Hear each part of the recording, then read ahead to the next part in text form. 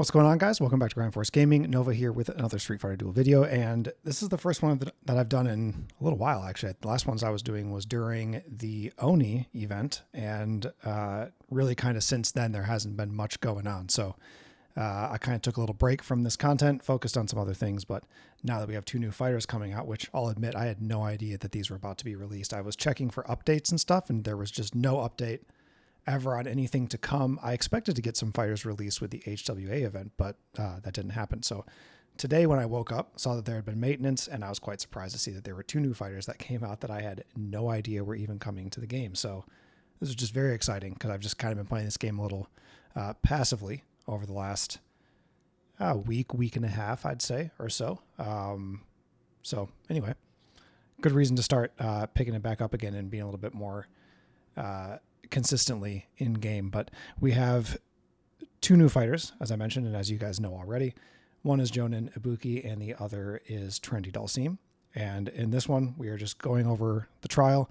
I have every fight in here. This was extremely easy to beat, and the reason for that is because Jonin Ibuki is insanely good. I am very impressed with this fighter release. Of course, she's legendary. You know, if they're going to make her this good, I get it. They want people to buy her, but she is honestly, I'm quite surprised. And I was really hoping to see her have a C2 that did bleed, because I'm still like struggling to find like that use for Fashion Ken, because we don't have that. We still do not have that. But that's okay. She's doing bleed on her super. She's got an amazing C3 that's hitting the back line, and it is an absolute nuke. You'll see in quite a few of these fights that she'll just take somebody out instantly. Her super is very strong. So there's that, right? El Fuerte out instantly from her C3. Just a straight nuke. I'm very tempted. I don't know if I'm going to pick her up or not. I want to do a little bit more testing. I want to see how things kind of play out with her. But she's definitely a fighter that, even though as a legendary, you can get her to SSS +5 instantly if you have another fighter you can attach her to, she is going to require the full FS build. You're going to need to get her to FS30.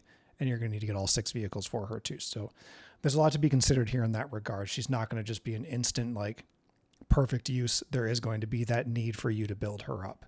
And now getting to FS30 at this stage in the game, if you've been playing since day one like I have, is not that difficult. I think I could get her to FS30 instantly. I think I have enough boost stones saved up to do that. But the vehicles take some time. It takes a while to get those. And unless you're using like the choice chests, if you have those, unless you've been using those on other fighters, maybe you have some of them saved up, so you could do it quickly. I think I have 3 saved up right now, so I could get her halfway there. But her 6 out of 6 vehicles is really what you need to be looking at, because that's where, if I remember correctly, and we're going to look at her skills at the end of this too, but if I remember correctly, her 6 out of 6 gives her plus 30% crit rate, I think. That's permanent for the rest of the fight once she gains each one of the 4 potential stacks that she can get.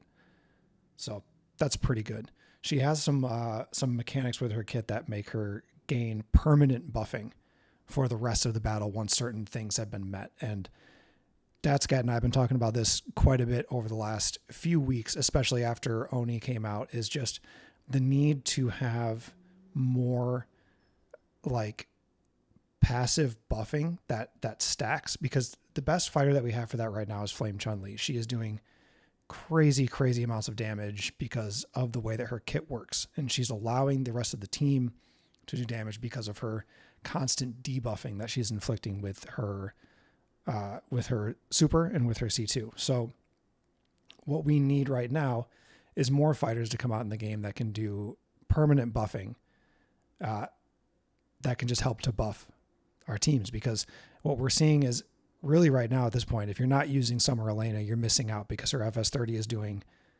it does like a permanent stacking to 50% increased damage dealt by everybody that you're using on that lineup. And then you've got Bison, who's doing a permanent 20% damage increase after he goes into his infernal state the first time, and that affects everybody on the team. So we're missing like more of that. I feel like we're kind of in the space where we don't really need more DPS. We have it. DPS is fine. Tanks, I think, you know, with Gouken coming out, that's a little bit better. We have a good use for him. He's an amazing tank, but we don't really like need more of that. And her kit is exactly what Datscat and I have been talking about, the game needing to introduce, is more permanent buffing, whether that be to the team or individually.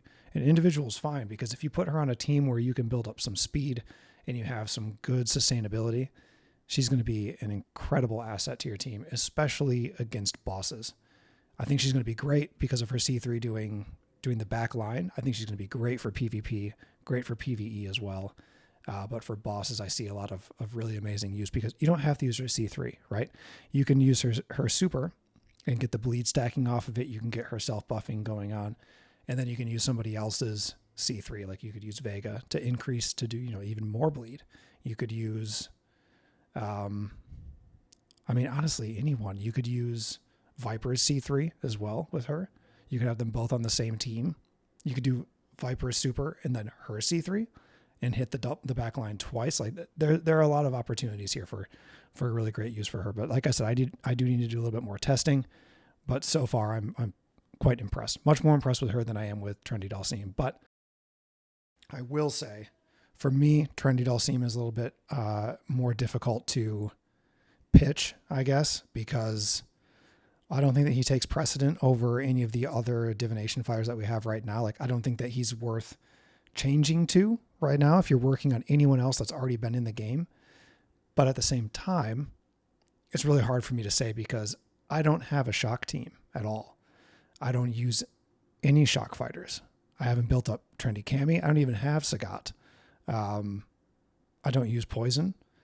So it's just kind of one of those things. Like, I just kind of can't give you an opinion on him. This video is not about Trendy Dalsim, but it just kind of relates to this. Like, if there's one fighter out of these two that you want to get, like, I think it's probably her.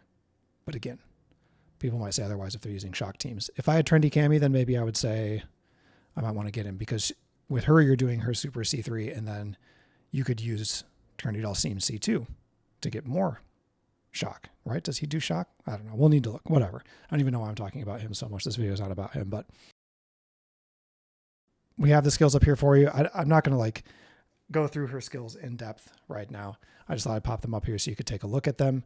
Her vehicles are amazing. So what was it? It is crit rate. Yeah. So after you gain Rin, Pio, Toe, and Sha at least once each, increase crit rate by 30%. Okay, that's a permanent thing for the rest of the batch. So that's really awesome. If it was for everyone, that'd be even better. But she's just really, buffing things for herself, which is fine.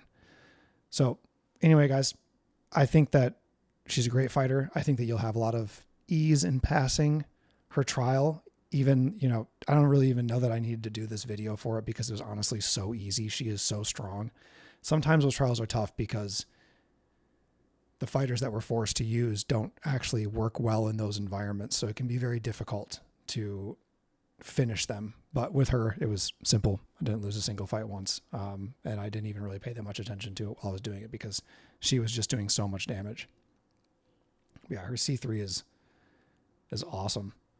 I love that we have a C3 unit now that is really clearly hitting the back line, because you could make like a crazy team with Viper doing her super hitting the back line. You could do Akuma doing his C2 hitting the back line, and then you could do her C3 hitting the back line. That's just like an instant nuke from like the back to the front of an enemy team. It's pretty cool.